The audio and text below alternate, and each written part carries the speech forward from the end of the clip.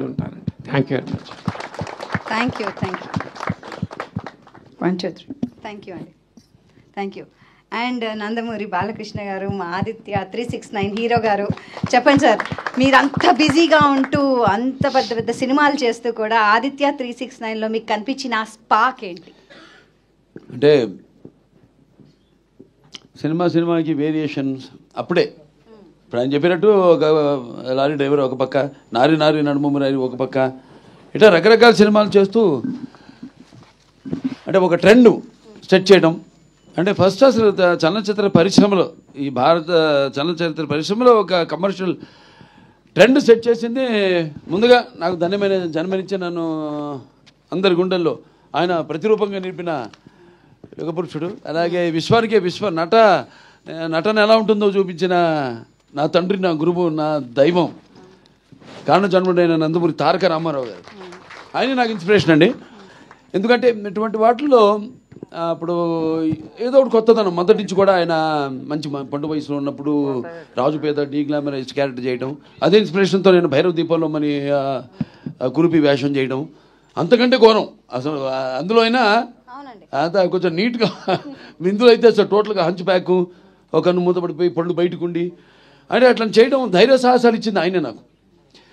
అటువంటిప్పుడు ఎప్పుడు కొత్తదనం ప్రజలు కోరుకుంటూ ఉంటారు, డెఫినెట్గా వాళ్ళు ఉంటుంది, కానీ ఏంటన్నదే అది మనం ఎక్స్ప్లోర్ చేయాలి, అది ఇంపార్టెంట్. ఎందుకంటే దానికి ఒక సర్వే అంటే మనం ఒక ఆత్మ పరిశీలన చేసుకోవాలి. ఇంతవరకు చేసింది ఏంటి, ఇంకా ఏం చేయాలి, ఇంకా ఒక అదే యాక్టింగ్ అంటే నేను చెప్తుంటాను, అరవడమో లేకపోతే ఏడవడమో, ఒకరిని ఆనందపరచడానికి విసిరే నవ్వు కాదు. యాక్టింగ్ అంటే ఒక పాత్రలోకి, ఆ పాత్రలోకి అనుభవాలు మనకు తెలీదు, ఆత్మలోకి మనం వెళ్ళడం యాక్టింగ్ అంటే. సో అటువంటిది చేద్దాం, కొత్తగా చేద్దాం.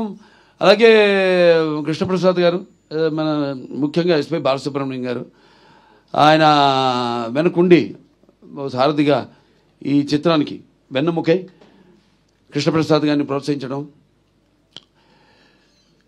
నిర్మాత ఎవరన్నది కాదు, మంచి ఆలోచనతో వచ్చిన ఎవరైనా సరే వాడిని మనం ప్రోత్సహించాలి, కొత్తదాన్ని మనం ప్రజలు ఇవ్వాలి. మేము ఎప్పుడు ఒక నిత్యావసర వస్తువులు లాంటి వాళ్ళం, అంటే ఎవ్రీడే ఒక కమోడిటీ. సో అది మనం ఇస్తూ ఉండాలి. మన తెలుగు ప్రజల్లో ఒక ప్రత్యేకత ఏంటంటే ఎప్పుడు కొత్తదాన్ని ఆదరిస్తారు.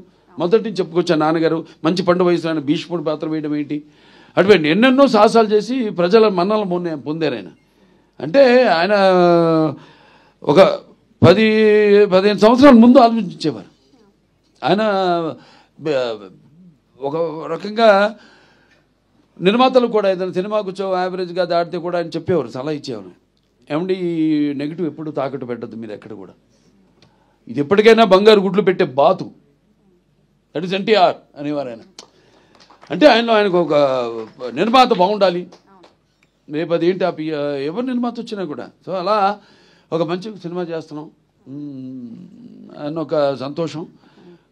అలాగే నాన్నగారి సినిమాలు చూస్తూ పెరిగాను. సో నా కొట్టిన పిండి ఈ పాత్రలన్నీ, శ్రీకృష్ణదేవరాయలు అయితేనేమి, నాన్నగారు చేశారు 2 సినిమాలు. ఒకటేమో నాన్నగారు మన కిరణేశ్వరరావు కలిసి తలాన రామకృష్ణ.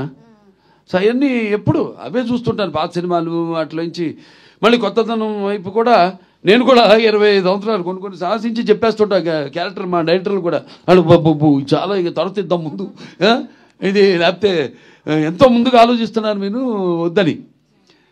సో అలా నా ఇన్స్పిరేషను, ఆ ధైర్యంతో మంచి సినిమాని మనం చేయబోతున్నాం. అంటే చాలామంది అప్పటికంటే కూడా ముందు ఆలోచన చేసాం, ముందు జనరేషన్స్ని. Forward thinking. ఎవరు రేపు చూస్తారు, రిలీజ్ అయితే సినిమాని ఎలా ఆదరిస్తారు. ఎందుకంటే ఇప్పుడు నేను ఒక 2 జనరేషన్స్ కనెక్ట్ అయిపోయాను నేను. అది సినిమాల ద్వారా కానివ్వండి, లేకపోతే అన్స్టాపబుల్ ప్రోగ్రామ్ ద్వారా కానివ్వండి, అలా 2 జనరేషన్స్. అంటే నా కొడుకే కాదు, నా మనవాళ్ళతో కూడా నేను కనెక్ట్ అయిపోయాను. సో వాళ్ళకి ఇది కరెక్ట్ యాప్ట్ పిక్చర్ బాలకృష్ణది ఈ సినిమా. అన్ని సినిమాలు పిల్లలు కూడా చూస్తున్నారు, డైలాగులు చెప్తున్నారు. ఏది మా డాకు మహారాజు కానివ్వండి, లేకపోతే మా నెలకొండ భగవంత్ కేసరి కానివ్వండి, లేకపోతే అఖండ కానివ్వండి, లేకపోతే వీరసింహారెడ్డి కానీ. అటువంటిది మరి మెయిన్గా ఒక సింగతి శ్రీనివాసరావు అంత ముందు చేసిన సినిమాలు, ఆయన చేసిన ఎక్స్పెరిమెంట్స్. సో ఆ ఎక్స్పెరిమెంట్స్ ముందుగా నాకు ఆయన మీద ఒక నమ్మకం. ఇప్పుడు బాపు గారి డైరెక్షన్లో నేను శ్రీరామరాజ్యం చేసినట్టే. ఎందుకంటే బాపు గారు లేకపోతే ఆ సినిమా నేను చేసి ఉండేవాడిని కాదు. అలాగే ఇప్పుడు సింగెంసు శ్రీనివాసరావు ఆయన చేసిన సినిమాలు, రకరకాల సినిమాలు అవన్నీ నెమరేసుకుని బాగుంటుంది, వెరైటీగా ఉంటుంది, చాలా బాగుంటుందో మంచి సినిమాని మనం ఇవ్వబోతున్నాం. ఇప్పుడు అంటాను, ఇప్పుడు చాలామంది పద్మభూషణ్ వస్తే మీకు కొంచెం లేట్గా ఇచ్చారనుకుంటా అంటే కాదు కరెక్ట్ టైంకి వచ్చింది నాకంట. ఎందుకంటే మళ్ళీ ఒక మామూలు సెకండ్ ఇన్నింగ్స్ అంటూ ఉంటారు మన ఇండస్ట్రీలో, అది ఆ పదం మన వంట పట్టదు. లేదు, సినిమాలు ఇచ్చాం, 3 సార్లు ఎమ్మెల్యేగా గెలిచాం, దాని తర్వాత ఆహా అన్స్టాపబుల్ #1 ప్రోగ్రామ్గా నిలిచింది మన దేశంలోనే. మరి క్యాన్సర్ హాస్పిటల్ ద్వారా క్యాన్సర్ రోగులకు మనం సేవలు అందించడం, ఇవన్నీ కూడా చూసుకుంటే అప్పుడు నేను క్యాన్సర్ హాస్పిటల్ చైర్మన్ కాదు ఒకళ్ళు ఇదివరకు ఏదైనా ఇటువంటిది ఇచ్చుంటే సో రేపు అంతే. ఇప్పుడు ఇందాక అన్నారు మాటల్లో కాకతాళీయమో యాదృచ్ఛికమోనని. సో అలా సినిమా కూడా ఇప్పుడు జనరేషన్ ఇప్పుడు రేపు చూస్తారు జనం ఎలా దీనికి ఎలా అంటే అందరూ ఆల్ ఏజ్ ఒక ఏజ్ బ్యాడ్. ఇప్పుడు దేనికి, ఎందుకంటే ముఖ్యంగా ఈ సినిమాకి గుండెకాయ శ్రీకృష్ణదేవరాయలు ఆ పాత్రే మెయిన్ కాన్సెప్ట్లో, ఆ పాత్రను ఎన్నుకోవడం. ఇప్పుడు చాలామంది ఈ సినిమాని అంటే ఫ్యూచరిస్టిక్, ఇది ఫస్ట్ సైన్స్ ఫిక్షన్ ఫిలిం అట్లా చాలామంది ట్రై చేశారు. హిందీలో ఒక పిక్చర్ ముహూర్తం కూడా చేశారు సినిమా, ఇటువంటి సినిమా దాన్ని షెల్ఫ్ చేసేసారు, తీయలేదు.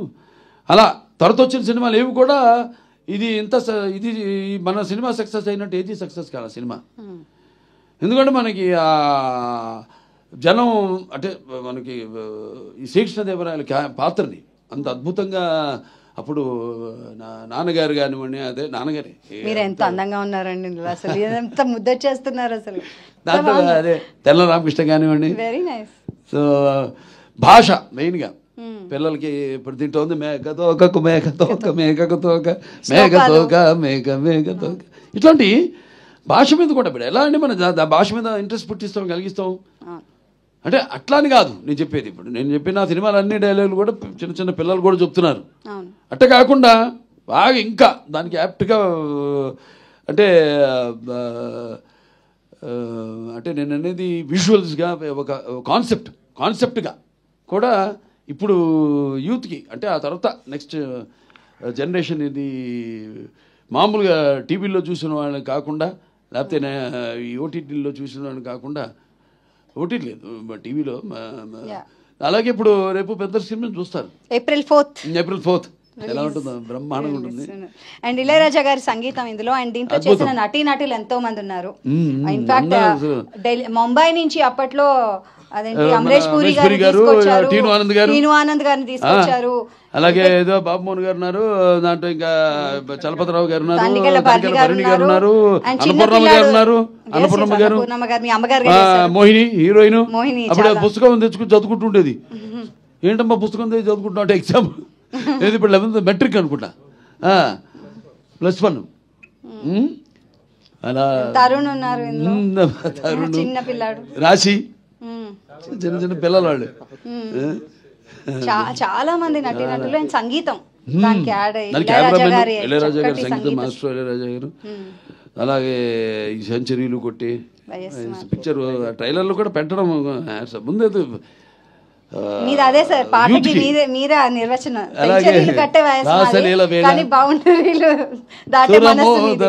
మంచి క్లాస్ సాంగ్, చాలా మంచి పాట, అన్ని అద్భుతమైన పాటలు, పద్యాలు, జానములే వరవీణములే జిక్కి గారి చేత పాటించటం అప్పుడు.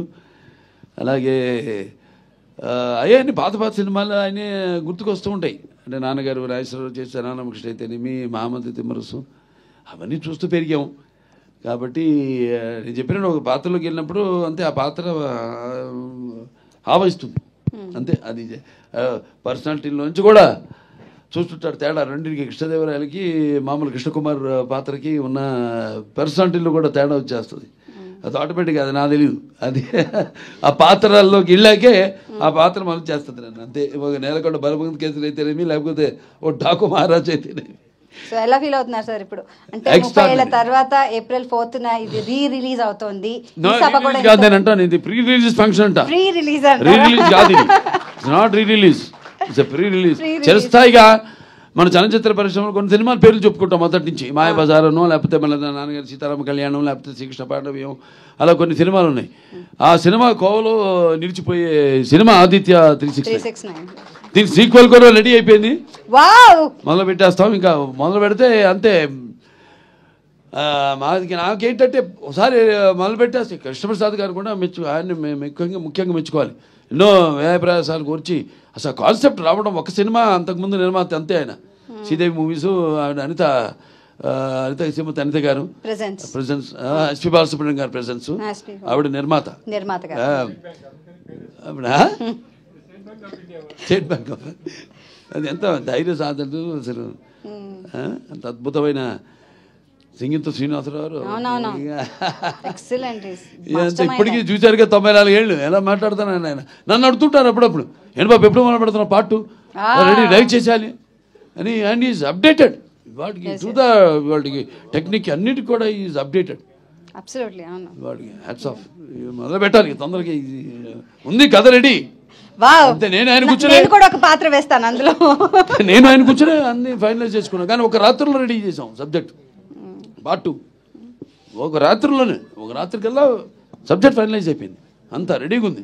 అది ఇంకా ఇప్పుడు ఉన్న టెక్నిక్ ఇప్పుడు చాలా నిజంగా వీళ్ళు మెచ్చుకోవాలి. ప్రసాద్ ఫిల్మ్ క్రాఫ్ట్స్ వాళ్ళని, కార్పొరేషన్ హ్యాట్స్ ఆఫ్. చాలా మంది అతని నిద్రాహారాలు మాని ఒక మంచి సినిమా చేస్తున్నారు. టీం అన్నా అసలు వాళ్ళు ఒక 300 పైన, సుమారుగా 350 మంది అందరూ వాళ్ళు ఇది ఒక మంచి సినిమా చేస్తున్నాం మనం. చిరస్థాయిగా దీన్ని ఎలాగైనా నిలబెట్టాలి ఈ సినిమాని. చలనచిత్ర కేవలం మన తెలుగు చలనచిత్ర పరిశ్రమలోనే కాదు, భారత చలనచిత్ర పరిశ్రమలో దీన్ని నిలబెట్టాలని అర్నిషాలు కష్టపడి ఒకే ఒక ప్రింట్ దొరికింది. అప్పుడు ఇదంతా లేదు, డిజిటలైజ్ చేయడం. తర్వాత 2006లోనో 2008లోనో వచ్చింది అప్పుడు అది. అప్పుడు మేము గ్రాఫిక్స్ ఎలా వాడలేదు, యూమాటిక్ టెక్నిక్ వాడాం. చాలా కొత్త ఇప్పుడు వాళ్ళకి నేర్చుకోవాలి, ఖర్చు ఎలా తగ్గించుకోవాలి సినిమా అన్నది. నిజంగా మనం వాడిన టెక్నిక్ ముందు గ్లాసు పెట్టి కబీర్లాలు, దానికేమో మ్యాట్ పెయింటింగ్ కాకుండా మళ్ళీ బుక్స్లోంచి ఫోటోగ్రాఫ్స్ కానీ కట్ చేసి అవన్నీ అంటించి మళ్ళీ దానికి మినియేచర్స్ ఇవన్నీ రోజు 2 షాట్లు తీసేవాళ్ళం. టాక్ డిస్మాంటిల్ చేసేసి అప్పుడు క్లోజప్స్, మిడ్ షాట్స్ తీసుకునేవాళ్ళం. చాలా అంటే చాలా 3 కెమెరామెన్లు దీనికి, శ్రీరామ్ గారు, అలాగే మన విఎస్ఆర్ స్వామి గారు. అందుకే ఆ తేడా కనపడుతుంది మనకి. అంటే కన్వెన్షనల్ ఫోటోగ్రఫీ, దాని తర్వాత లేటెస్ట్ బౌన్స్ ఫోటోగ్రఫీ ఏదైతే శ్రీరాము, పిసి శ్రీరాము, లేకపోతే కబీర్లాల్ గారు వాడారు, అద్భుతం.